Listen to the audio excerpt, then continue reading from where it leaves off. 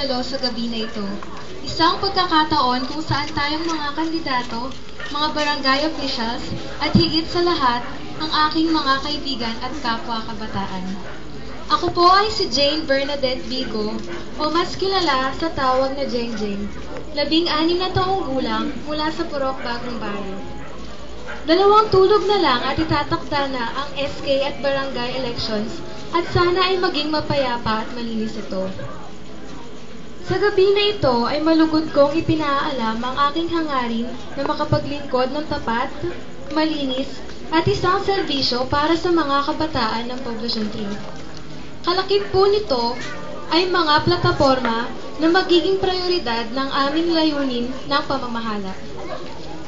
Dahil sa ang mga kabataan ngayon ay punong-puno ng pag-asa, pangarap, ideya at pananaw para sa pagbabago at mabuting pamahalaan, bibigyang tuon namin ng aking mga kagawad ang mga development ng social, moral at physical capabilities ng mga kabataan.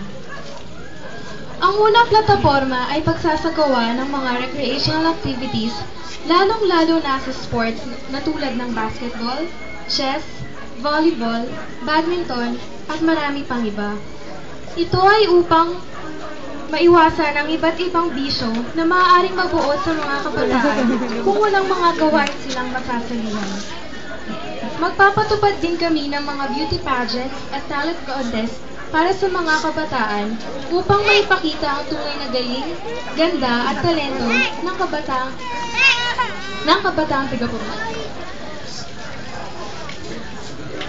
Ang huli ay kampanya para sa kalinisan. Ang bawat kabataan ay inaanyayahan upang mag-segregate ng mga kalat. Ang may pinakamalinis na sitio o purok ay mabibigyan ng parangal.